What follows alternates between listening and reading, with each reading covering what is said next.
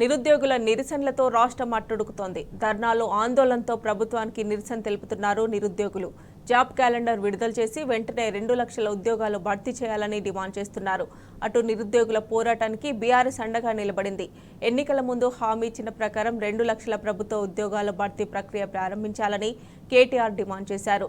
ప్రభుత్వం నిరుద్యోగుల డిమాండ్లను పట్టించుకోకపోతే ఆందోళన ఉధృతం చేస్తామని హెచ్చరించారు.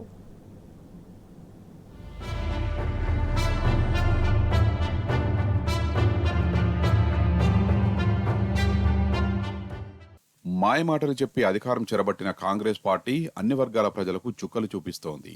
ముఖ్యంగా నిరుద్యోగులను నిండా ముంచింది రేవంత్ ప్రభుత్వం. ఏడాదికి 2 లక్షల ఉద్యోగాలని, ఏటా జాబ్ క్యాలెండర్ విడుదల చేస్తామని చెప్పి నిరుద్యోగుల ఆశలపై నీళ్లు జల్లింది. వారి జీవితాలతో చెలగాటమాడుతోంది.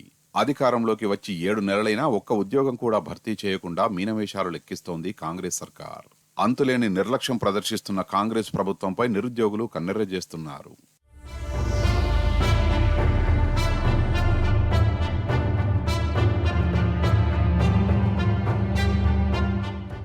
నిరుద్యోగుల పక్షాన బీఆర్ఎస్ గలమెత్తింది. నిరుద్యోగులకు ఇచ్చిన హామీలను కాంగ్రెస్ ప్రభుత్వం వెంటనే నెరవేర్చాలని ఎమ్మెల్యే పల్లా రాజేశ్వరరెడ్డి డిమాండ్ చేశారు. జాబ్ క్యాలెండర్ ఏమైందని ఆయన నిలదీశారు. 2 లక్షల ఉద్యోగాలిస్తామని చెప్పి నిరుద్యోగులను నిండా ముంచారని మండిపడ్డారు. గాంధీ ఆసుపత్రిలో ఆమరణ దీక్ష చేస్తున్న నిరుద్యోగ జేఏసీ నాయకుడు మోతీలాల్కు సంఘీభావం ప్రకటించడానికి పల్లా అక్కడికి వెళ్లారు. అయితే పోలీసులు ఆయన్ను అడ్డుకున్నారు. పల్లా రాజేశ్వరరెడ్డి మీడియాతో మాట్లాడుతుండగానే పోలీసులు పల్లాపై జులుం చేశారు. బలవంతంగా అరెస్టు చేసి పీఎస్కు తరలించారు. నిరుద్యోగులను పరామర్శించడానికి వస్తే పోలీసులు అడ్డుకోవడం సరికాదని పల్లా మండిపడ్డారు. సమైక్య పాలనలో కూడా ఈ స్థాయిలో నిర్బంధాలు లేవని ఆయన గుర్తు చేశారు. రాహుల్ గాంధీ వచ్చి అశోక్ నగర్ ఏరియాలో ఉన్న అనేక మంది నిరుద్యోగులతో కూడా ఖచ్చితంగా మేము ఈ ప్రభుత్వం చేయలేని, ఆనాటి ప్రభుత్వం చేయలేని వాటిని చేస్తానని చెప్పడం జరిగింది. వాటన్నిటినీ చేయకపోగా కనీసం జాబ్ క్యాలెండర్ ఇస్తానని కూడా 7 నెలలు అయినా కూడా జాబ్ క్యాలెండర్ ఇవ్వకపోవడం వల్ల ఏదైతే ఏపీపీఎస్సీ లేకపోతే ఈనాడున్న తెలంగాణ పబ్లిక్ సర్వీస్ కమిషన్ ఇచ్చిన 1:50 గ్రూప్ 1లో ఉన్నదో 1:100 చేయమని చెప్పేసి నిరుద్యోగులు కోరుతున్నారు. గ్రూప్ 2లో కానీ గ్రూప్ 3లో కానీ మెగా డిఎస్సీలో కూడా ఉన్న పోస్టులకు డబుల్ చేయాలని చెప్పి వాళ్ళు కోరుతున్నారు. జాబ్ క్యాలెండర్ ఇవ్వమని కోరుతున్నారు. ఏవీ చేయకపోవడం వల్ల దీనికోసం అని చెప్పేసి మోతీలాల్ నాయక్ గారు ఇంతకుముందు కూడా చేసినారు. విద్యార్థి నాయకుడు, ఆయన ఏ పార్టీలకు సంబంధించిన వ్యక్తి కాదు, నిరుద్యోగులకు సంబంధించి పోట్లాడే వ్యక్తి. ఇవాళ ఆయనే దరిదాపుగా వారం 10 రోజుల నుంచి వెళ్ళి అక్కడ హాస్పిటల్లో ఇలా చావు బతుకుల మధ్య ఉంటే కనీసం ప్రభుత్వం నుంచి ఎవరు మాట్లాడకపోగా ఆయన దగ్గర పోయి పరామర్శించడంలోనే అకారణంగా అరెస్ట్ చేస్తున్నారు. నిన్న హరీష్ రావు గారు కూడా పోయి మాతోని రిక్వెస్ట్ చేసినారు, నువ్వు ఇవాళ ఆమరణ నిరాదీక్ష చేయకు, విరమించుకోమని చెప్పిండు.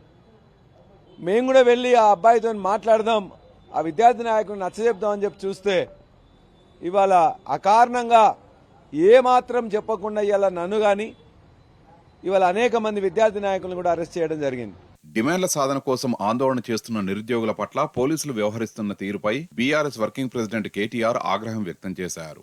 గాంధీ హాస్పిటల్ వద్ద నిరుద్యోగ యువకులపై పోలీసులు లాఠీచార్జి చేయడాన్ని తీవ్రంగా తప్పుబట్టారు. నిరుద్యోగ హక్కుల కోసం దీక్ష చేస్తున్న మోతీలాల్ను పరామర్శించేందుకు వెళ్తే నిరుద్యోగ యువకులపై లాఠీచార్జి చేయడమేంటని మండిపడ్డారు. ప్రజాపాలనలో పరామర్శించడం, నిరసన తెలిపే హక్కు కూడా లేదా అని కేటీఆర్ ప్రశ్నించారు. పోలీసులు వ్యవహరిస్తున్న తీరును ఆక్షేపించారు. ప్రభుత్వ ఆదేశాల మేరకే నిరుద్యోగులను తరుముతూ పోలీసులు లాఠీచార్జి చేశారని కేటీఆర్ ధ్వజమెత్తారు. నిరుద్యోగ యువకుల న్యాయమైన డిమాండ్లను పట్టించుకోకుండా వారికి సంఘీభావం తెలుపుతున్న యువకులు ప్రతిపక్షాల నాయకుల్ని అడ్డుకోవడం ప్రభుత్వ దమననీతికి నిదర్శనమని అన్నారు. ఇప్పటికైనా ఇలాంటి అప్రజాస్వామ్య చర్యల్ని మానుకోవాలని ప్రభుత్వానికి సూచించారు.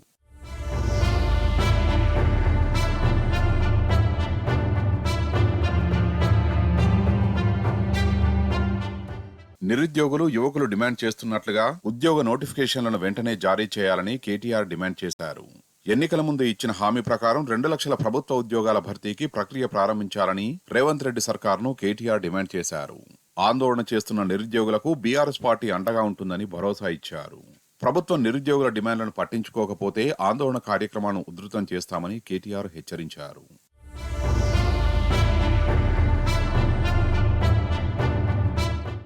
నిరుద్యోగులను కాంగ్రెస్ ప్రభుత్వం మోసం చేసిందన్నారు సామాజిక కార్యకర్త బక్కా జెడ్సన్. లక్షలాది ఉద్యోగాలు ఇస్తామని చెప్పి దగా చేశారని ఫైర్ అయ్యారు. గాంధీ ఆసుపత్రిలో ఆమరణ దీక్ష చేస్తున్న మోతీలాల్ను పరామర్శించడానికి వెళ్లిన బక్కా జడ్సన్ ను పోలీసులు అరెస్టు చేశారు. రేవంత్ రెడ్డికి ఒక్క నిమిషం కూడా సీఎం కుర్చీలో కూర్చునే అర్హత లేదని ఆయన మండిపడ్డారు. సీఎం వెంటనే రాజీనామా చేయాలని డిమాండ్ చేశారు.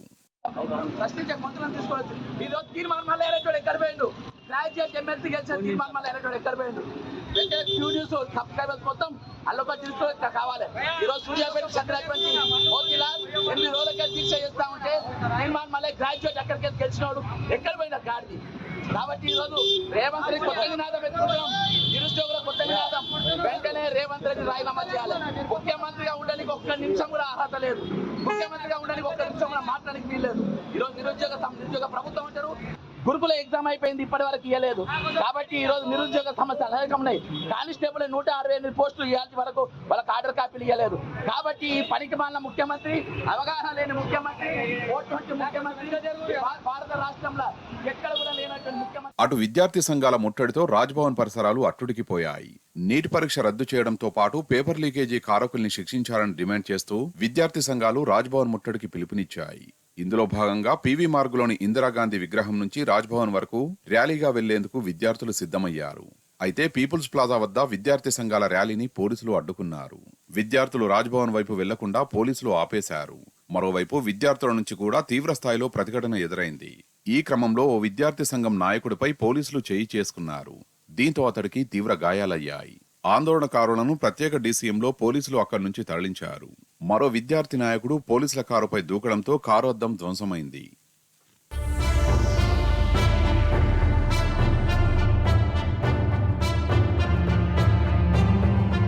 మహబూబ్నగర్ జిల్లా కేంద్రంలో డిఎస్సి గ్రూప్స్ ఉద్యోగాల సంఖ్య పెంచాలని నిరుద్యోగులు నిరసన ర్యాలీ నిర్వహించారు.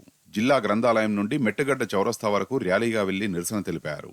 నిరుద్యోగుల తరపున గాంధీ హాస్పిటల్ వద్ద నిరాహార దీక్ష చేస్తున్న మోతీలాల్కు సంపూర్ణ మద్దతు తెలిపారు. ఇప్పుడున్న డిఎస్సి రద్దు చేసి గ్రూప్స్ పోస్టులు పెంచాలని నిరుద్యోగులు ప్రభుత్వాన్ని డిమాండ్ చేశారు. పరీక్షలు డిసెంబర్లో నిర్వహించాలని, లేకపోతే ఆందోళనలు ఉధృతం చేస్తామని ప్రభుత్వాన్ని హెచ్చరించారు.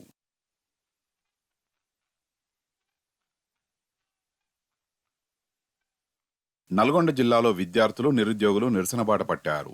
సెమిస్టర్ ఎగ్జామ్స్ ఉన్న సమయంలోనే డిఎస్సి, గ్రూప్ 2, సెట్ లాంటి పరీక్షలు ఎలా నిర్వహిస్తారని రాష్ట్ర ప్రభుత్వాన్ని ప్రశ్నించారు. ప్రభుత్వ వైఖరిని నిరసిస్తూ సీఎం రేవంత్ రెడ్డి దిష్టిబొమ్మను కాలబెట్టారు. తమకు నష్టం వ్యవహరిస్తున్న ప్రభుత్వానికి తగిన గుణపాఠం చెప్తామని హెచ్చరించారు.